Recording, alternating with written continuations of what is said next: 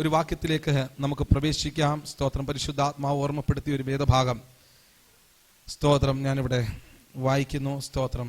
1 കൊരിന്ത്യർക്ക് എഴുതിയ ലേഖനം അതിന്റെ 1-ാമത്തെ അധ്യായം 26 തുടങ്ങിയുള്ള വേദവാക്യങ്ങൾ വായിക്കാം.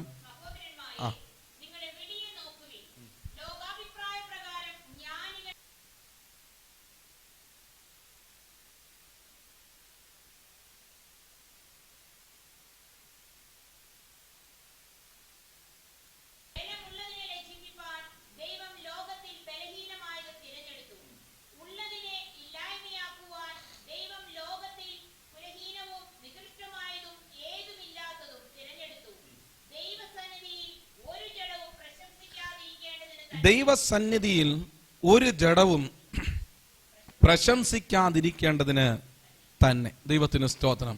1-ാമത്തെ അധ്യായം നമുക്കറിയാം, കൊരിന്ത്യ സഭയ്ക്കകത്ത് വലിയ ഭിന്നതകൾ ഉണ്ടാകുന്നുണ്ട്. സ്തോത്രം. ആ ഭിന്നതകളൊക്കെ അഡ്രസ്സ് ചെയ്ത് താൻ എഴുതി വരുമ്പോൾ അതിന്റെ തൊട്ട് താഴേക്ക് മറ്റൊരു പ്രശ്നം അവിടെ ഉണ്ട് ആ സഭയ്ക്കകത്ത്. എന്ന് പറഞ്ഞാൽ ലോകത്തിന്റെ ജ്ഞാനമാണ് വലുത്, ജ്ഞാനത്തിൽ കൂടെ മാത്രമാണ് രക്ഷ എന്ന് പഠിപ്പിക്കുന്ന അതിനെ പിൻപറ്റുന്ന ചിലരും ആ സഭയ്ക്കകത്ത് നുഴഞ്ഞു കയറുമ്പോൾ സ്തോത്രം കർത്താവ് പൗലോസ് അപ്പോസ്തലനിൽ കൂടെ അവരോട് അറിയിക്കുന്നതാണ്, ഈ ലോകത്തിന്റെ ജ്ഞാനത്തെ എല്ലാം ദൈവം എന്ത് ചെയ്തിട്ടുണ്ട്? നിഷ്ഫലമാക്കിയിട്ടുണ്ട്. ലോകത്തിന്റെ ജ്ഞാനമല്ല വലുത്, അതിനപ്പുറത്തേക്ക് ദൈവം തരുന്ന ജ്ഞാനമാണ് വലുതെന്ന് പറഞ്ഞ് അങ്ങനെയുള്ള കാര്യങ്ങൾ എഴുതി വരുന്ന വേദഭാഗത്ത് ദൈവത്തിന് സ്തോത്രം അവരോട് പറയാണ്, നിങ്ങൾ നിങ്ങളിലേക്ക് തന്നെ ഒന്ന് നോക്കണം. സ്തോത്രം. നിങ്ങളുടെ വിളിയെ നിങ്ങൾ എന്ത് ചെയ്യണം? ഒന്ന് ശ്രദ്ധിക്കണം. 26-ാമത്തെ വാക്യം ഇങ്ങനെ പറയുന്നു, സഹോദരന്മാരെ നിങ്ങളുടെ വിളിയെ നിങ്ങൾ എന്ത് ചെയ്യണം? നോക്കണം. എന്നിട്ട് പറയുകയാണ്, ലോകാഭിപ്രായം നിങ്ങൾ ജ്ഞാനികളല്ല, നിങ്ങൾ ബലവാന്മാരല്ല, നിങ്ങൾ കുലീനന്മാരുമല്ല. സ്തോത്രം. അപ്പൊ നിങ്ങൾ സ്തോത്രം നിങ്ങളുടെ പരിമിതികളെ നിങ്ങൾക്കറിയാം, എന്നിട്ടും കർത്താവ് നിങ്ങളെ വിളിച്ച് വേർതിരിച്ചിരിക്കുകയാണ്. സ്തോത്രം. നിങ്ങൾ ബലവാന്മാരോ നിങ്ങൾ ശക്തിമാന്മാരോ നിങ്ങൾ കുലീനന്മാരോ ഒന്നും അല്ലാതിരിക്കുമ്പോഴും ദൈവം നിങ്ങളെ വിളിച്ചിരിക്കുന്നതിന്റെ പിന്നിലെ കാരണം ദൈവസന്നിധിയിൽ ഒരു ജഡവും പ്രശംസിക്കരുത് എന്നുള്ളതിനാണ്. ദൈവത്തിന് സ്തോത്രം. ദൈവം വെറുക്കുന്ന ഒരുപാട് കാര്യങ്ങളുണ്ട്. അതിലൊന്നാണ് ഈ ആത്മീയ നിഗളം, സ്വയം പ്രശംസ എന്ന് പറയുന്നു. 1-2 വേദവാക്യങ്ങൾ വേഗത്തിലൊന്ന് വായിച്ചു വിടാം. യിരെമ്യാ പ്രവാചകന്റെ പുസ്തകം 9-ാമത്തെ അധ്യായത്തിലേക്ക് വരുമ്പോൾ അതിന്റെ 23-ാമത്തെ വാക്യം ദയവായിട്ടൊന്ന് വായിക്കണം. യിരെമ്യാ പ്രവചനം 9:23.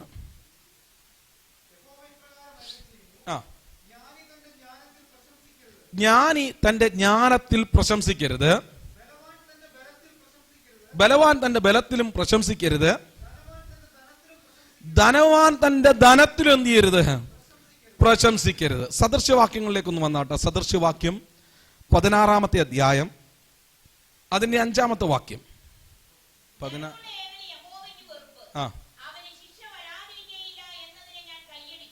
യാക്കോബിന്റെ ലേഖനത്തിലിട്ടൊന്ന് വന്നു. യാക്കോബിന്റെ ലേഖനം 4-ാമത്തെ അധ്യായം അതിന്റെ 6-ാമത്തെ വാക്യം കൊണ്ടൊന്ന് വായിക്കാം.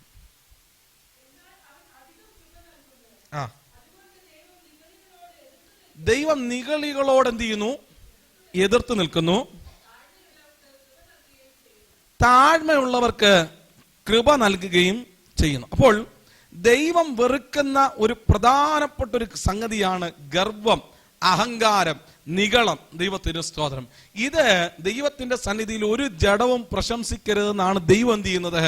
ആഗ്രഹിക്കുന്നത്. ഇവിടെയും കൊരിന്ത്യ ലേഖനത്തിൽ പൗലോസ് പരിശുദ്ധാത്മാവിൽ എഴുതി വരികയാണ്, സ്തോത്രം, നിങ്ങളുടെ ജ്ഞാനത്തിലോ അല്ലെങ്കിൽ നിങ്ങൾ ബലവാന്മാരാണെന്നുള്ളതിലോ ഒന്നും നിങ്ങൾ പ്രശംസിക്കാൻ പാടില്ല. കാരണം നിങ്ങളുടെ തെരഞ്ഞെടുപ്പിനെ നിങ്ങൾക്ക് നോക്കിക്കഴിഞ്ഞാൽ അത് നിങ്ങൾക്ക് എന്ത് ചെയ്യും? മനസ്സിലാകും. ദൈവത്തിന് സ്തോത്രം. എന്നിട്ട് ആ തിരഞ്ഞെടുപ്പിന്റെ പ്രത്യേകതയാണ് 27-ാമത്തെ വാക്യം തുടങ്ങി താഴോട്ട് നമുക്ക് വായിക്കാൻ കഴിയുന്നത്. 1-ാമത്തെ കാര്യം ഇങ്ങനെയാണ് പറയുന്നത്, സ്തോത്രം, ജ്ഞാനികളെ ലജ്ജിപ്പിപ്പാൻ ദൈവം ലോകത്തിൽ ഭോഷത്വമായത് തെരഞ്ഞെടുത്തു. അപ്പോൾ ദൈവം ഭോഷത്വമായത് എന്ത് ചെയ്തു? തെരഞ്ഞെടുത്തു. ദൈവത്തിന് സ്തോത്രം. നമുക്കറിയാലോ, നമ്മൾ ഒരു കാലത്ത് അല്ലെങ്കിൽ ഒരു ഇന്റർവ്യൂവിന് ഒരാളെ തെരഞ്ഞെടുക്കുമ്പോൾ ഏറ്റവും നല്ല ക്വാളിറ്റി ഉള്ള ഒരാളെ ആയിരിക്കും എന്ത് ചെയ്യുന്നത്? തെരഞ്ഞെടുക്കുന്നത്, അല്ലെ? ഏത് കമ്പനിയിലേക്ക് പോയി കഴിഞ്ഞാലും, ഇപ്പൊ ഒരു കമ്പ്യൂട്ടർ സ്ഥാപനത്തിൽ കമ്പ്യൂട്ടർ അറിയാത്ത ഒരാളെ അവിടെ എന്ത് ചെയ്യത്തില്ല? തെരഞ്ഞെടുക്കത്തില്ല. അപ്പൊ മാനദണ്ഡങ്ങൾ ഒരുപാടുണ്ട്. എന്നാൽ ദൈവത്തിന് സ്തോത്രം, നോക്കിക്കേ, തിരുവചനം പറയുന്നു, ജ്ഞാനികളെ ലജ്ജിപ്പിപ്പാൻ ഭോഷത്വമായത് തിരഞ്ഞെടുത്തിട്ട് അതിനെ കൊണ്ട് വൻകാര്യങ്ങളെ ചെയ്യുന്നൊരു ദൈവമാണ് നമ്മുടെ ദൈവം. ദൈവത്തിന് സ്തോത്രം. യേശു കർത്താവ് ഈ ഭൂമിയിലേക്ക് കടന്നു വരുമ്പോൾ നല്ലവണ്ണം വചനമറിയാവുന്ന ശാസ്ത്രിമാരെന്ന കാലഘട്ടത്തിലുണ്ട്, പരീശന്മാരുണ്ട്. ഇതൊക്കെ മാറ്റി മാറ്റി എഴുതുന്ന ശാസ്ത്രിമാരും പരീശന്മാരും ഒക്കെ അവിടെ നിൽക്കുമ്പോൾ അവരിലേക്കൊന്നും കർത്താവ് പോകാതെ, നോക്കിക്കേ, ഗലീല കടലിൽ ആ മീൻ പിടിക്കുന്ന മുക്കുവന്മാരിലേക്ക് കർത്താവ് പോകുമ്പോൾ ആ തിരഞ്ഞെടുപ്പിൽ കൂടെ കർത്താവ് ഒരു കാര്യം വിളിച്ചു പറയുന്നുണ്ട്. ഭോഷത്വമായി ഇതിനെ തിരഞ്ഞെടുത്തിട്ട് അതിനെ അസാധാരണമായ നിലയിൽ ഉപയോഗിക്കുന്ന ഒരു കർത്താവാണ് നമ്മുടെ ദൈവം. ദൈവത്തിന് സ്തോത്രം. കർത്താവിന്റെ പല പരിപാടികളും നമ്മൾ കാണുമ്പോൾ നമുക്കിതെല്ലാം ഭോഷത്വമാണെന്ന് തോന്നും, അല്ലെങ്കിൽ ലോകത്തിന് അങ്ങനെ എന്ത് ചെയ്യും തോന്നും. ദൈവത്തിന് സ്തോത്രം. 400 വർഷത്തെ അടിമക്കാലം അവസാനിപ്പിച്ചിട്ട് ഇസ്രായേൽ ജനം ഇസ്രായേലിൽ നിന്ന് പുറപ്പെട്ടു വരുമ്പോൾ ദൈവം അവരോട് പറയുകയാണ്, നിങ്ങളൊരു കുഞ്ഞാടിനെ എന്ത് ചെയ്യണം, എടുക്കണം, അതിനെ എടുത്ത് അതിനെ അറുക്കണം. സ്തോത്രം. അറുത്തിട്ട് അതിന്റെ രക്തം നിങ്ങളുടെ കട്ടളക്കാരന്മേലും കുറുമ്പടിമേലും എന്ത് ചെയ്യണം, പുരട്ടണം. സ്തോത്രം. ഇതൊക്കെ നമ്മൾ വായിക്കുമ്പോൾ, അല്ലെങ്കിൽ നമ്മൾ ഇതൊക്കെ കൽപ്പനയായി നമ്മുടെ മുമ്പിലേക്ക് ഇറങ്ങി വരുമ്പോൾ ഇതൊരു ഭോഷത്വമായിട്ട് നമുക്ക് എന്ത് ചെയ്യും തോന്നും, അല്ലെങ്കിൽ ലോകത്തിന് തോന്നും. എന്നാൽ സംഭവിച്ച കാര്യം നമുക്കറിയാം. സംഹാരദൂതൻ കടന്നു വന്നപ്പോൾ ദൈവത്തിന് സ്തോത്രം, കുഞ്ഞാടിന്റെ വിലയേറിയ രക്തം അടയാളമായി നിന്ന ഒരു ഭവനത്തിലോട്ടും സംഹാരദൂതൻ കടന്നുപോയില്ല. എന്താ കാരണമെന്നറിയാമോ? ദൈവത്തിന് സ്തോത്രം. ഭോഷത്വമായത് നമ്മുടെ മനസ്സിൽ നിന്ന് ചെയ്തു കഴിഞ്ഞപ്പോൾ അതിനകത്ത് ചില ആത്മീയ വശങ്ങളുണ്ടെന്ന് സ്വർഗത്തിലെ ദൈവം നമ്പുരാൻ അറിയാം. അതുകൊണ്ടാണ് പിൽക്കാലത്ത് പൗലോസ് എഴുതിയ നമ്മുടെ പെസഹ കുഞ്ഞാടും അറുക്കപ്പെട്ടു, അത് ക്രിസ്തു തന്നെ. ദൈവത്തിന് സ്തോത്രം. ഞാൻ പറയുന്ന ഈ ആശയം എത്ര പേർക്ക് മനസ്സിലാകുന്നുണ്ട്? പറഞ്ഞു വരുന്ന കാര്യം ഇതാണ്, ഭോഷത്വമായതിൽ കൂടെ നന്മയൊരുക്കുന്ന ഒരു ദൈവമാണ് നമ്മുടെ ദൈവം. ദൈവത്തിന് സ്തോത്രം. പാറയിൽ നിന്ന് വെള്ളം ഒഴുക്കുക എന്ന് പറയുമ്പോൾ നീ ആ പാറയെ അടിച്ചാൽ മതി, സ്തോത്രം, അല്ലെങ്കിൽ ആ പാറയോട് കൽപ്പിച്ചാൽ മതി. ഇതൊക്കെ പറയുമ്പോൾ നമുക്ക് തോന്നി ഇതൊക്കെ എന്തൊരു ഭോഷത്വമാണ്. സ്തോത്രം. എന്നാൽ ഒന്ന് ചെയ്തു നോക്ക്, അപ്പോഴേ അതിന്റെ റിസൾട്ട് വെളിയിൽ വരത്തുള്ളൂ. നോക്കിക്കേ, ലക്ഷോപലക്ഷം വരുന്ന ജനത്തിന് വേണ്ടി ആ പാറയ്ക്കകത്ത് തമ്പുരാൻ നിക്ഷേപങ്ങളെ കരുതി വെച്ചിരുന്നെങ്കിൽ, ജീവജലത്തെ കരുതി വെച്ചിരുന്നെങ്കിൽ, ഭോഷത്വമായതിനെ ചിലതിനെ തിരഞ്ഞെടുത്തിട്ട് ദൈവം അതിനെ അങ്ങ് മാനിക്കുക. ഇന്ന് പകലിലും ഇതിനകത്തിരിക്കുന്ന ഞാനും നിങ്ങളും ഇതുപോലെയുള്ള ഒരു തിരഞ്ഞെടുപ്പിന്റെ ഭാഗമാ. നമ്മളെക്കാൾ വലിയവരും നമ്മളെക്കാൾ ശ്രേഷ്ഠന്മാരും നമ്മുടെ ചുറ്റുപാടിൽ കിടക്കുമ്പോൾ, ഈ കോഴിക്കോട് പട്ടണത്തിലുള്ളപ്പോൾ അവരെ ആരും തിരഞ്ഞെടുക്കാതെ ജ്ഞാനികളെ ലജ്ജിപ്പിപ്പാൻ ഭോഷമായതിനെ തിരഞ്ഞെടുത്ത് ഉയർത്തിയ ആ വലിയ കൃപയ്ക്കായി നമുക്ക് ദൈവത്തിനൊന്ന് സ്തോത്രം ചെയ്യാം. ഞാൻ അതിനെ പലപ്പോഴും ഓർത്ത് ദൈവത്തെ സ്തുതിക്കാറുണ്ട്. എന്റെ കുടുംബത്തിനകത്ത് എന്റെ ചേട്ടന്മാരെക്കാളെല്ലാം കഴിവ് കുറഞ്ഞ ഒരാളാണ് ഞാൻ. അവരൊക്കെ നല്ലപോലെ പാടും, എഴുതും, എന്നേക്കാൾ നല്ലപോലെ പ്രസംഗിക്കും, ഒരുപാട് കഴിവുണ്ട്. അപ്പന്റെ കുടുംബത്തിലും അമ്മയുടെ കുടുംബത്തിലും എനിക്ക് ചെറുപ്പനാളിലൊക്കെ ഒരുപാട് സങ്കടം തോന്നിയിട്ടുണ്ട്. കർത്താവേ, എന്റെ ചേട്ടായിമാരെ പോലൊന്നും എനിക്കാകാൻ പറ്റിയിട്ടില്ലല്ലോ എന്നൊക്കെ എനിക്ക് ഒരുപാട് നിരാശ തോന്നിയിട്ടുണ്ട്. എന്നാൽ ഇന്നിന്റെ ചരിത്രം എന്നാണെന്നറിയാമോ? ദൈവത്തിന് സ്തോത്രം. പല സ്ഥലത്തു നിന്നും എന്നെ മാറ്റി നിർത്തിയിട്ടുണ്ട്. എന്നാൽ ഭോഷത്വമായി എന്നെ തെരഞ്ഞെടുത്ത് ഒരു മാന്യമായ പദവിയിലേക്ക് എത്തിച്ചെങ്കിൽ ആർക്ക് പറയാൻ പറ്റിയില്ലെങ്കിലും എനിക്ക് പറയാൻ പറ്റും. ദൈവത്തിന് സ്തോത്രം. ജ്ഞാനികളെ ലജ്ജിപ്പിപ്പാൻ ദൈവം ഭോഷത്വമായത് തെരഞ്ഞെടുത്തു. നമ്മുടെ തെരഞ്ഞെടുപ്പിനെ ഓർത്ത് എത്ര പേർക്ക് ദൈവത്തിന് സ്തോത്രം ചെയ്യാൻ കഴിയുന്നുണ്ട്? അതാ ദൈവത്തിന്റെ പ്രവൃത്തി എന്ന് പറയുന്നത്. അപ്പോൾ ജ്ഞാനികളെ ലജ്ജിപ്പിപ്പാൻ ദൈവം ഭോഷത്വമായത് തെരഞ്ഞെടുത്തു. ദൈവത്തിന് സ്തോത്രം. അടുത്തത് അവിടെ പറയുകയാണ്, ബലമുള്ളതിനെ ലജ്ജിപ്പിപ്പാൻ ദൈവം ലോകത്തിൽ ബലഹീനമായത് തെരഞ്ഞെടുത്തു. ദൈവത്തിന് സ്തോത്രം. ഒരു ഭാഗത്ത് ബലമുള്ളത് നിൽക്കുക, മറുഭാഗത്ത് ബലഹീനമായി നിൽക്കുക. ദൈവത്തിന് സ്തോത്രം. നമുക്കറിയാലോ, ഈ ഗോലിയാത്തും ദാവീദും, സ്തോത്രം, ഒരു ഭാഗത്ത് വളരെ ബലമുള്ള ഒന്ന് നിൽക്കുമ്പോൾ പവിഴ നിറമുള്ള സുനേത്രനായിരിക്കുന്ന ദാവീദ് കടന്നു ചെല്ലുമ്പോൾ ദൈവത്തിന് സ്തോത്രം, ഗോലിയാത്ത് വല്ലാത്ത നിലയിലൊക്കെ പരിഹസിക്കുന്നുണ്ട്, കളിയാക്കുന്നുണ്ട്. അപ്പൊ മറ്റുള്ളവരും പറയാണ്, അവൻ ബാല്യം മുതൽ യോദ്ധാവാ, നിനക്കിതൊന്നും അറിയത്തില്ലല്ലോ, എന്താ നിന്റെ ക്വാളിറ്റി? അവനൊന്നും പറയാനില്ല. പക്ഷേ അവന്റെ കയ്യിൽ ഒരു കവണയുണ്ട്, തോട്ടിൽ നിന്നെടുത്ത ചില കല്ലുകളുണ്ട്. അയ്യോ, ഇതുകൊണ്ടൊന്നും യുദ്ധത്തിൽ ജയിക്കാൻ പറ്റത്തില്ല. നോക്കിക്കേ, ബലഹീനമായത് തന്റെ കരത്തിലിരിക്കുക, ബലഹീന ബലഹീനമായ ഈ ദാവീദ് പക്ഷേ അവിടെ വിജയിച്ചു വന്നു എന്ന തിരുവചനം പറയുന്നത് എന്തിനാണെന്നറിയാമോ? ബലമുള്ളതിനെ ലജ്ജിപ്പിപ്പാൻ ദൈവം ബലഹീനമായതിനെ എന്ത് ചെയ്തു? തെരഞ്ഞെടുത്തു. ദൈവത്തിന് സ്തോത്രം. ദാവീദും ഗോലിയാത്തിന്റെ കാര്യം അവിടെ നിൽക്കുമ്പോൾ തന്നെ ഒരു ഭാഗത്ത് നമുക്ക് മോശയും ഫറവോനെയും കാണാൻ പറ്റും. സ്തോത്രം. ഫറവോൻ അന്നത്തെ കാലത്ത് വലിയ സാമ്രാജ്യ ശക്തിയാണ്. വളരെ കരുത്തുള്ളവനായി നിൽക്കുന്ന സമയത്താണ് തടിച്ച നാവുള്ള വിക്കുള്ളവനായ മോശ ഇതൊക്കെ പറയുമ്പോൾ സ്തോത്രം അതിന്റെ ചരിത്രപരമായ കാര്യത്തിലേക്ക് നമ്മൾ കടന്നു ചെല്ലുമ്പോൾ 1-2 കാര്യം അവിടുന്ന് പറയേണ്ടി വരും. സ്തോത്രം. ഒരു 400 കിലോമീറ്റർ അപ്പുറത്ത് പോയി ഒരു 40 വർഷം താൻ താമസിക്കുമ്പോൾ മിദ്യാന്യരുടെ കൂടെ താൻ എന്ത് ചെയ്യുക? താമസിച്ചുകൊണ്ടിരിക്കുക. അപ്പോൾ സ്വാഭാവികമായിട്ടും തൻ്റെ സ്വന്തം ഭാഷയായിരിക്കുന്ന എബ്രായ ഭാഷയുടെ പ്രാവീണ്യമൊക്കെ എനിക്ക് നഷ്ടപ്പെട്ടു. ഹലോ, 40 വർഷം എബ്രായരോട് കൂടെ അല്ല താനായിരിക്കുന്നത്. എവിടെയായിരിക്കുന്നത്? മിദ്യാനിലായിരിക്കുന്നത്. സ്തോത്രം. മറ്റൊരു ട്രാൻസ്ലേഷൻ ഇങ്ങനെയാ, എനിക്ക് നല്ലവണ്ണം സംസാരിക്കാൻ പറ്റുന്നില്ല, എനിക്ക് ഭാഷയ്ക്കകത്ത് പ്രശ്നമുണ്ട്. ഈ തടിച്ച നാവ് എന്നുള്ളതിനകത്ത് മറ്റൊരു ട്രാൻസ്ലേഷൻ ഇങ്ങനെ പറഞ്ഞിരിക്കുന്നത് എന്ന് പറഞ്ഞാൽ മലയാളം എനിക്ക് കുരച്ച് എന്ത് ചെയ്യും എന്ന് നമ്മൾ പറയത്തില്ലേ? സ്തോത്രം. ഈ വെളിയിൽ നിന്നൊക്കെ വരുന്ന കുഞ്ഞുങ്ങള് അവർ പറയുന്നത് കേട്ടിട്ടില്ലേ? അവർക്ക് മലയാളം സംസാരിക്കണം എന്ന് ആഗ്രഹമുണ്ട്, പക്ഷേ വേണ്ട വിധത്തിൽ എന്ത് ചെയ്യുന്നില്ല, പറ്റുന്നില്ല. അതുപോലെ ഒരു കാര്യമാണ് മോശ പറഞ്ഞത്. ഞാൻ തടിച്ച നാവുള്ളവനാ, ഞാൻ സംസാരിക്കുന്നതിനകത്ത് പ്രശ്നമുണ്ട്. പക്ഷേ മോശയെ ദൈവം കാണിച്ചു കൊടുക്കുന്നൊരു കാര്യം, അവനിലുള്ള എല്ലാ കഴിവുകളെയും ചോർത്തിക്കളഞ്ഞിട്ട് ഇനി നീയല്ല, നിന്റെ ഉള്ളിൽ എന്റെ കൃപയാണെന്ന് മോശയ്ക്ക് കാണിച്ചു കൊടുത്തിട്ട് അങ്ങനെയാണ് അവനെ എന്ത് ചെയ്യുന്നത്? അപ്പോയിന്റ് ചെയ്ത് പറഞ്ഞു വിടുന്നത്. ഞാൻ പറയുന്നതിന്റെ ആശയം മനസ്സിലാകുന്നുണ്ടോ?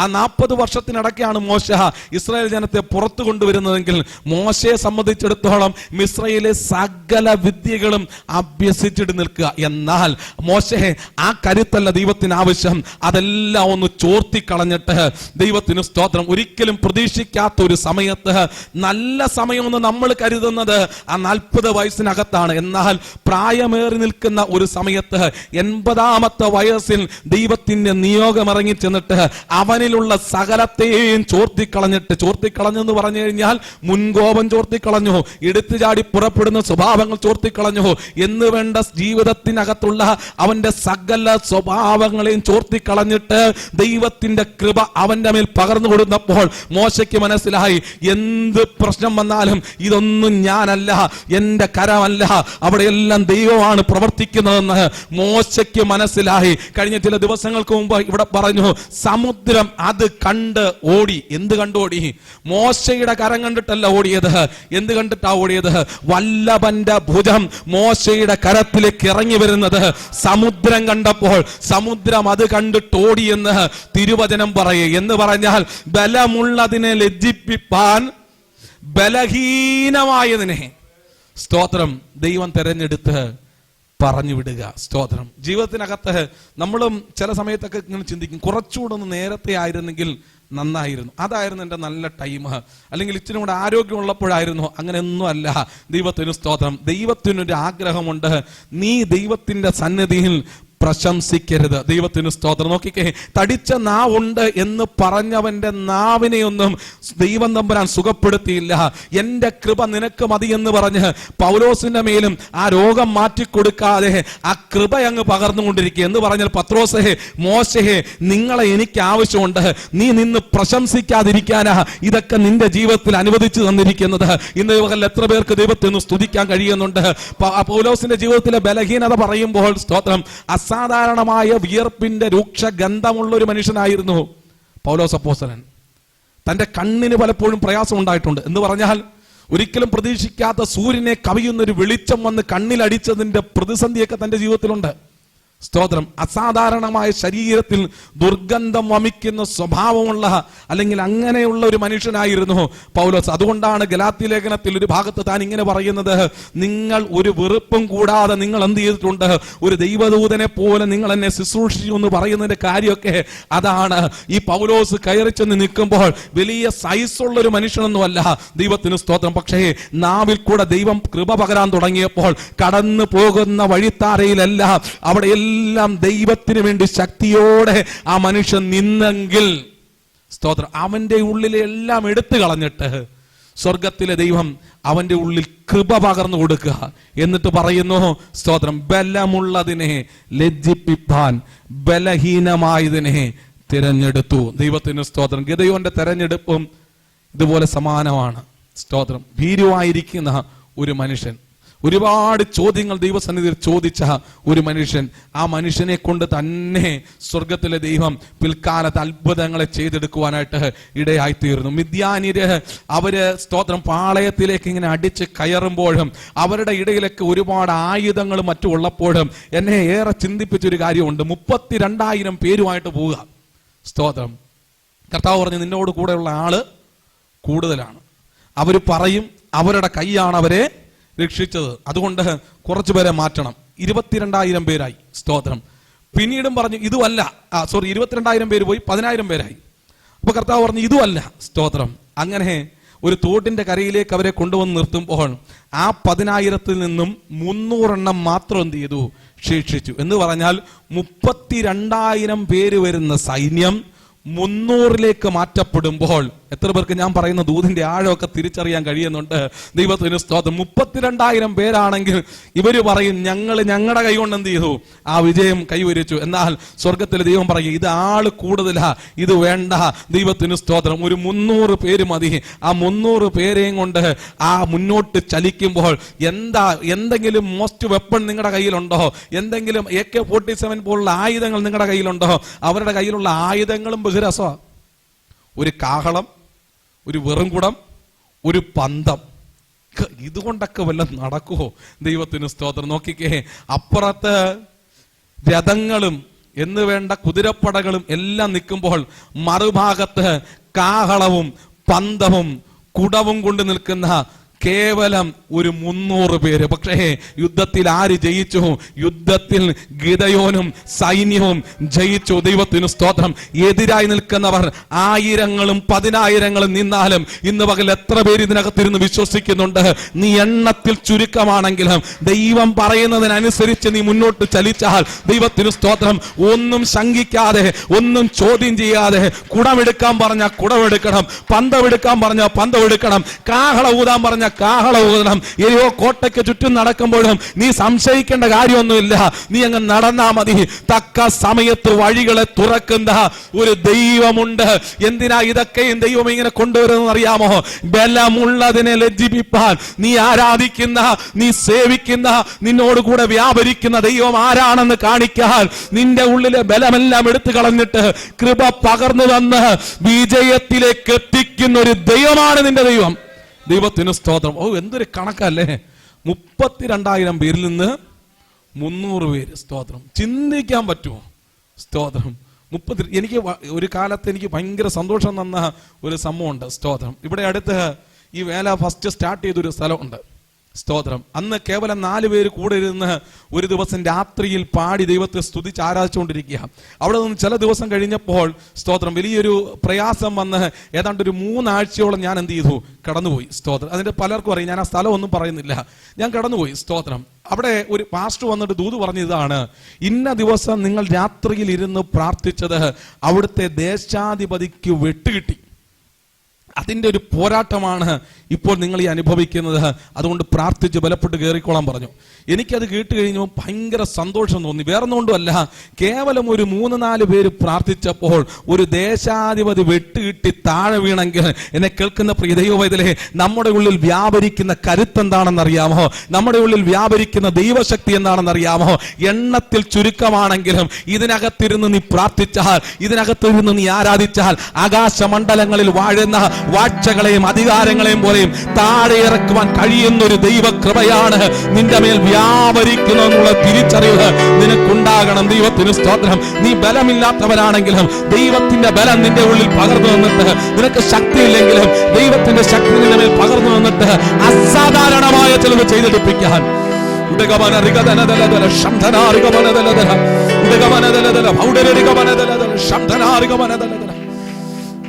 അങ്ങനെ ചെയ്തെടുപ്പിക്കുന്ന ഒരു ദൈവമാണ് നമ്മുടെ ദൈവം.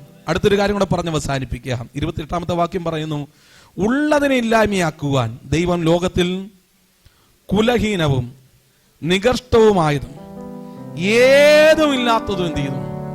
നിസ്സാരമായതിനെ എന്ത് ചെയ്തു? തെരഞ്ഞെടുത്തു. ദൈവത്തിന് സ്തോത്രം. ന്യായാധിപന്മാരുടെ പുസ്തകത്തിൽ ഇബ്താഹ് എന്ന് പറയുന്ന ഒരു വ്യക്തിയുണ്ട്. ആ ഇബ്താഹിനെ സഹോദരന്മാരെല്ലാം കൂടെ അങ്ങ് മാറ്റിക്കളഞ്ഞു. സ്തോത്രം. കാരണം നിനക്ക് വലിയ കുലീനത്വമൊന്നും പറയാനില്ല. നീ ഒരു വേശ്യയുടെ മകനാണ്. സ്തോത്രം.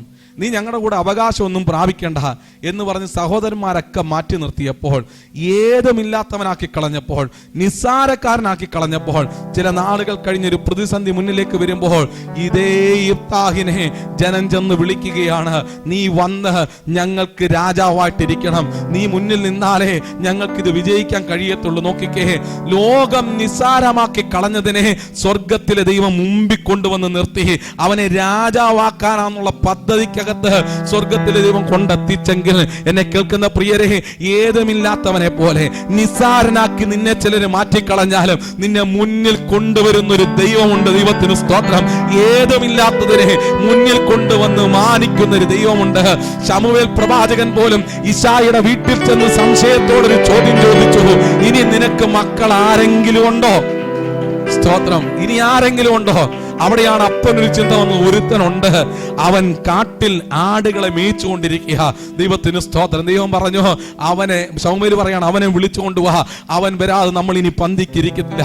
നോക്കിക്കേ, കുലീനന്മാരും ശ്രേഷ്ഠന്മാരും ജ്യേഷ്ഠന്മാരെല്ലാം ഇങ്ങനെ നിൽക്കുമ്പോൾ അവരുടെ മുമ്പിൽ നിന്ന് ഏതുമില്ലാത്ത ഒരു ബാലനെ സ്വർഗത്തിലെ ദൈവം സഹോദരന്മാർ കാണുകയെ അഭിഷേകം ചെയ്ത് ഉയർത്തിയെങ്കിൽ, ഇന്ന് പകൽ ഈ ദൂത് കേൾക്കുന്ന പ്രിയ ദൈവവൈതലേ, ഏത് നിസാരക്കാരനെ ഉയർത്തി മാനിക്കുന്ന ഒരു ദൈവമുണ്ട്. ദൈവത്തിന് സ്തോത്രം. മാറ്റി നിർത്തിയ മേഖലയ്ക്കകത്ത് തിരിച്ചു കൊണ്ടുവന്ന് നിർത്തിയിട്ട് നിന്നെ ഒന്നാമനാക്കി മാറ്റുന്ന ഒരു ദൈവമുണ്ട്. പലയിടത്തുനിന്നും തള്ളപ്പെട്ടു പോയ സാഹചര്യങ്ങളില്ലേ, പലയിടത്തുനിന്നും പുറത്താക്കപ്പെട്ട സാഹചര്യങ്ങളില്ലേ, നിന്നെ വേണ്ടെന്ന് പറഞ്ഞ് മാറ്റി നിർത്തിയിട്ടില്ലേ, ഇന്ന് പകൽ എത്ര പേരത് വിശ്വസിക്കുന്നുണ്ട്?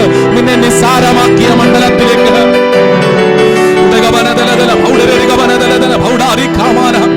നിന്നെ ഞങ്ങൾക്ക് ന്യായാധിപതിയാക്കിയത് ആരാ എന്ന് മോശയോട് ചോദിക്കുമ്പോൾ, പിൽക്കാലത്ത് അതേ മോശയെ തന്നെ സ്വർഗത്തിലെ ദൈവം അപ്പോയിന്റ് ചെയ്തിട്ട് ഇപ്പോൾ അവര് പറയുന്നത് എന്താണെന്നറിയാമോ?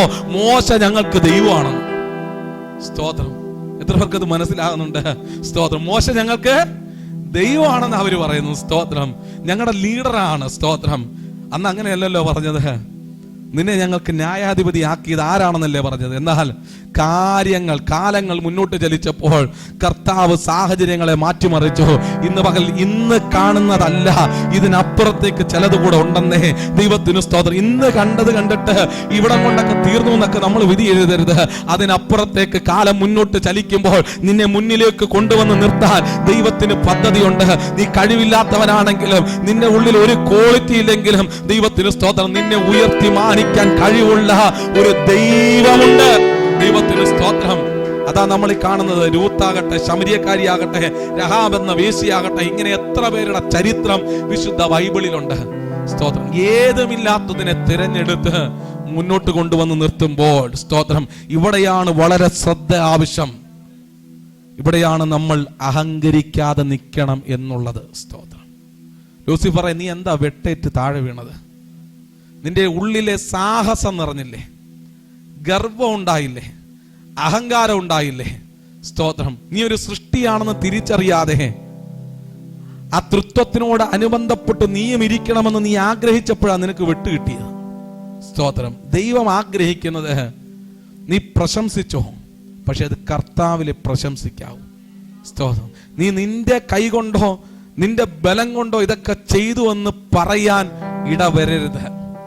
സ്തോത്രം. ഞാൻ എന്നുള്ളത് മാറ്റിയിട്ട് ഞാൻ ആകുന്നത് ദൈവകൃപയാണെന്നുള്ളൊരു പദമാണ് നമ്മളിൽ നിന്ന് വരേണ്ടത്. നോക്കിക്കേ, കർത്താവ് ആഗ്രഹിക്കുന്നത് അങ്ങനെയാണ്. ദൈവസന്നിധിയിൽ ഒരു ജഡവും പ്രശംസിക്കാതിരിക്കേണ്ടത്. അതാദ്യം പറയുന്നത്, നിങ്ങളുടെ വിളിയെ ഒന്ന് നോക്കണം. ഇവിടെ വരെ എത്താൻ, സ്തോത്രം, ഇവിടെ വരെ കൊണ്ടുവരുവാൻ എന്തെങ്കിലും കഴിവുണ്ടോ? ദൈവത്തിന് സ്തോത്രം. ഞാൻ ഇങ്ങനെ ഒരു സദസ്സിൽ പറയാൻ പറ്റുമെന്ന് എനിക്കറിയത്തില്ല, എങ്കിലും ഞാനങ്ങ് പറയാം, നിങ്ങളത് പാസ്റ്ററായിട്ടിരിക്കാൻ എനിക്ക് ഒരു കഴിവില്ലാത്ത ആളാണ്. ഞാൻ പലപ്പോഴും അത് ചിന്തിച്ചിട്ടുണ്ട്. സ്തോത്രം. എന്ത് കണ്ടിട്ടാണെന്ന് എനിക്കിപ്പോഴും അറിയില്ല. പക്ഷെ എന്തെങ്കിലും ആയി തീർന്നിട്ടുണ്ടെങ്കിൽ അതെല്ലാം ദൈവത്തിന്റെ കൃപയാ. ദൈവത്തിന് നമ്മൾ ഏതെങ്കിലുമൊക്കെ പൊസിഷനിലായിട്ടുണ്ടെങ്കിൽ അതെല്ലാം ദൈവത്തിന്റെ കൃപയാ.